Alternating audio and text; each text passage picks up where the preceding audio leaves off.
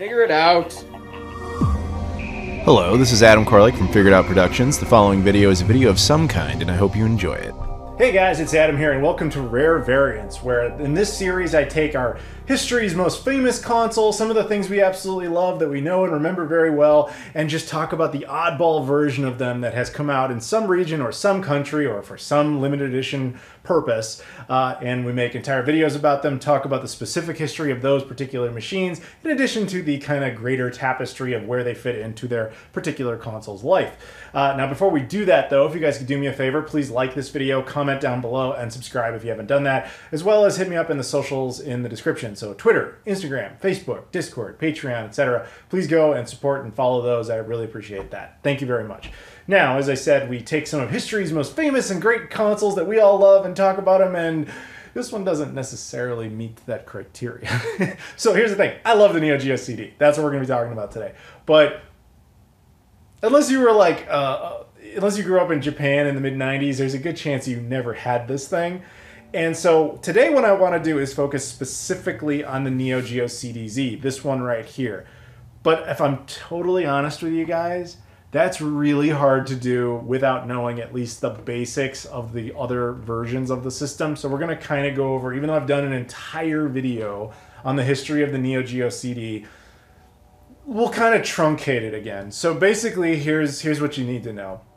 SNK was the company that made Neo Geo stuff. I'm sure you've seen their names if you're into video games at all. You know, it's been around. They famously made a bunch of arcade hardware, and they made eventually a home console version of that called the AES.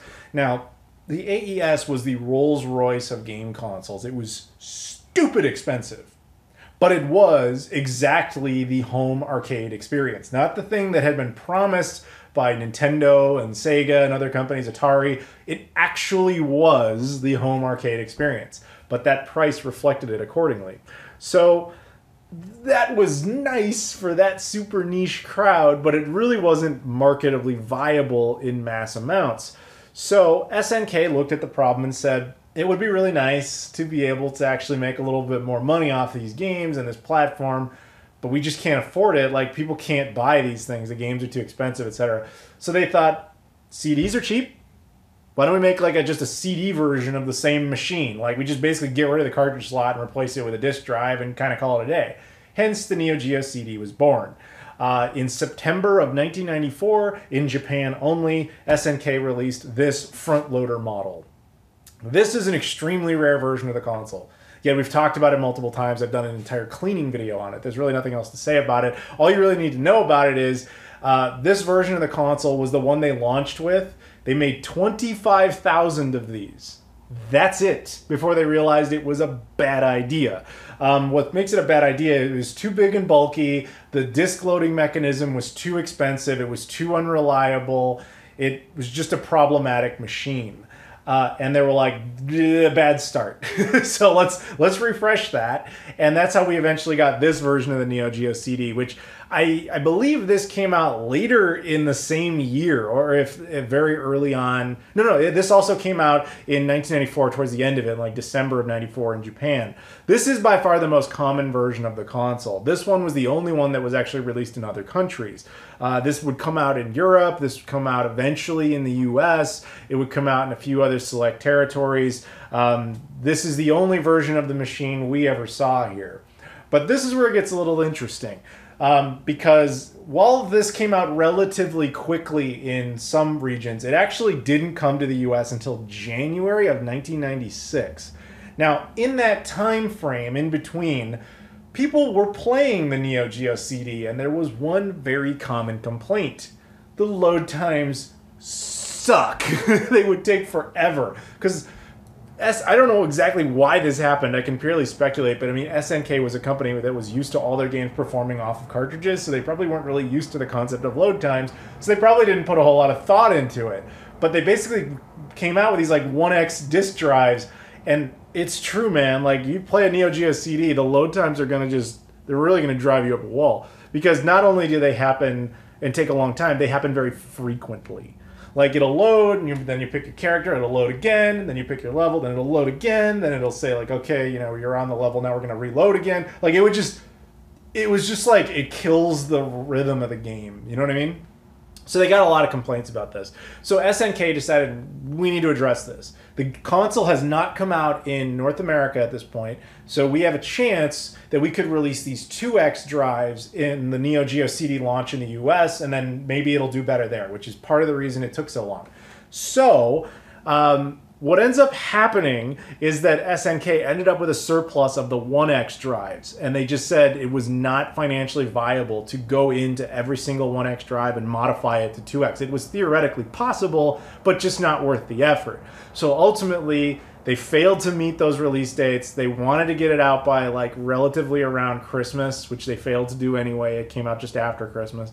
And they wanted to get it out and just have it be on the market and start competing, because that was around the time the N64 hadn't quite launched yet. PS1 hadn't really taken hold completely yet. The Saturn was on shaky ground. There was some possibility of them picking it up, but it just didn't happen.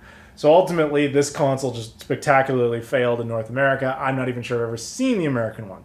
Now, Adam, I know you were saying this was going to be about the CDZ. You've barely even talked about it. Well, this is where that comes in.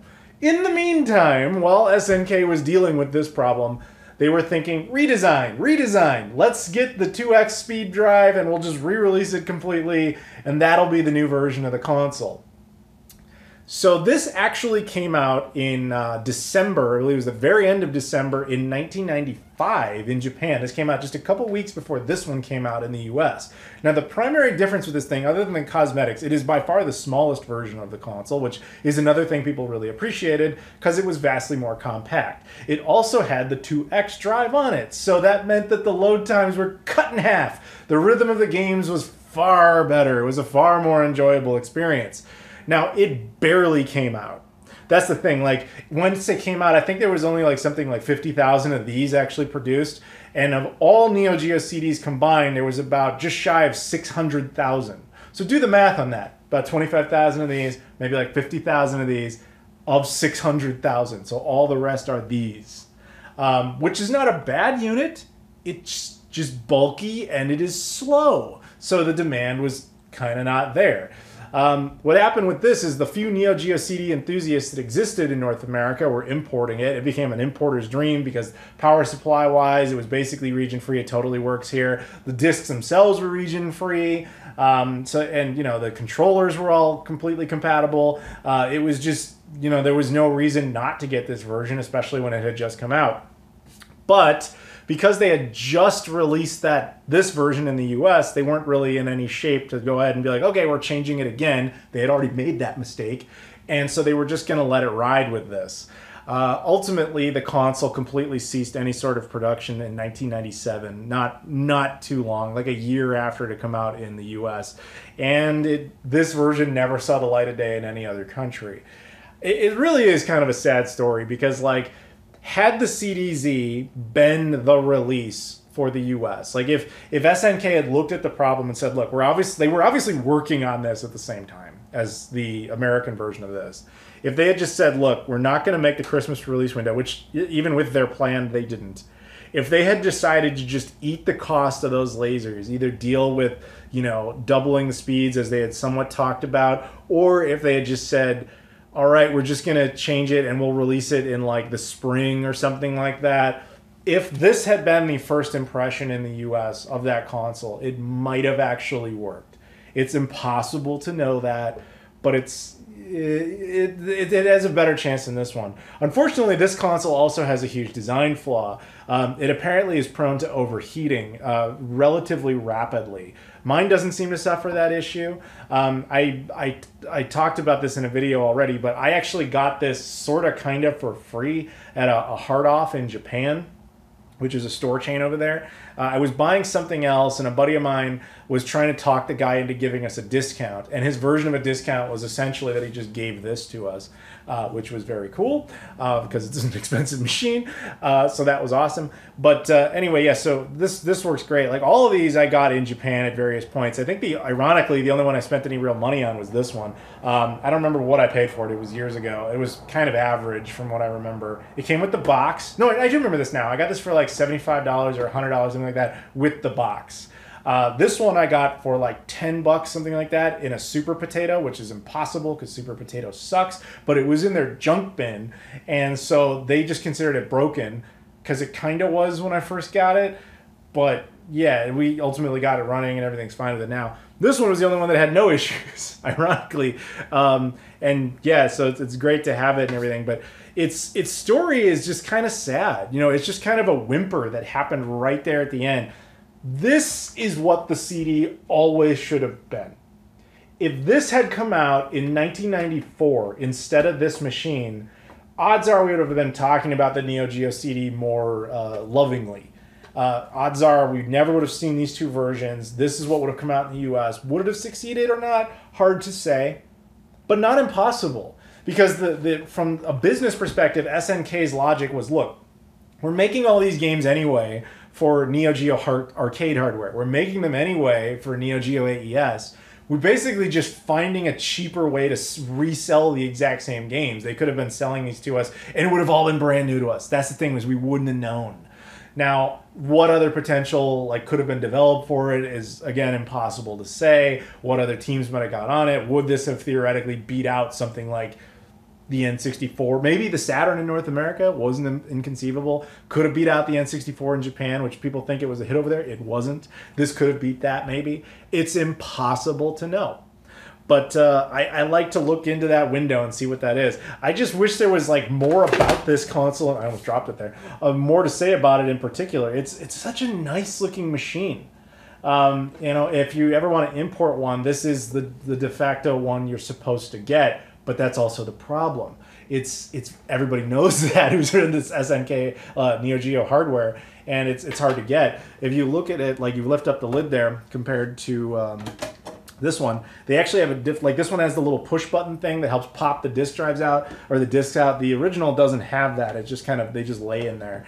I feel like the team that built this really was the team that did it right. As far as other than its design flaw of overheating, which is truly unfortunate, which you can kind of tell because the ventilation on this thing looks really bad. Most of the vents are on the bottom. The ones on the top almost look cosmetic rather than functional because they look like they're immediately covered up with plastic, but that could just be the way it looks. But yeah, it doesn't have any ventilation on the back. I think that was the big flaw. If it had more ventilation, I think this would have been better. So it's got two buttons on the front there. You've got the power button, which I kind of like these little triangle designs. Power button obviously activates it, as well as the open button, which just pops the lid so you can get access to the disk drive. It also in the center has this little LED. I believe this turns red when the console has power. I think that, I like LEDs on consoles. I like to know if it has power, even if you're not connecting it to something. That way, it's if there's ever sort of an issue, you can at least narrow down the potential issues. It's like, oh, okay, it's definitely getting power, even if I'm not getting video or whatever. Also, just looks nice. Plus, it's got two controller ports in the front, which is great, standard with Neo Geo stuff. On the back, the only other thing is really worth noting, honestly, is that it has native composite output ports, which I would not recommend, but there they are. It has an S-video jack like the other systems do. Kind of interesting that Neo Geo CDs all do this, that they decided to have native S-video out on them, or at least the Japanese ones did. And then there's the AV output port, which is cool because this is actually how you would get RGB out of this thing. So if you wanted to connect SCART or anything else like that through this port, you could do that to get full RGB. Then you have this DC in port. This is probably the stupidest element of this. The Neo Geo CD used proprietary power supplies for just Neo Geo CD hardware. The dumbest thing about this is this port is slightly different than the other two Neo Geo CDs, which means that my Neo Geo CD power supply for, say, the other models will actually work on this, but the one that this came with cannot work on those. Why they would slightly change the shape of this, I do not know. That was just moronic, so there's really no defense of that. Other than the independent movement, which by the way is still a thing, there are actually new Neo Geo CD games that get released occasionally, kind of like Dreamcast indie titles, just not nearly with the level of prevalence. It would have been nice to put this out in '94 and see how that works. Now, I just say that as if you could just do it, but I always just kind of see the Neo Geo CD as a series of accidents, that led to a great game console, but just some terrible mistakes that caused somehow this system to have 3 different versions in essentially 2 years, which is that's pretty significant. I mean, we're not even talking like these aren't like slight redesigns. I mean, look at them; they're completely different. Yeah, so there you go. If anybody else has any other interesting tidbits about this, I'd love to talk about it. But honestly, that's kind of it. That's really the sad little story of the CDZs. It was just kind of this little puff of energy that came out of the Neo Geo CD at the very end that really should have been the console and just never had the chance to be, despite having a really good game library. That's the other weird thing, is the Neo Geo CD is a little like the Dreamcast in that it didn't fail because its games sucked. It failed for external reasons, where its games are typically really good. I would argue most games on the Neo Geo CD are actually pretty good. And so if you ever want to get into that system, you probably already know that. But like, this is the version to do it with, just because it's the most playable. But that also comes with expense, which really sucks. But it is what it is.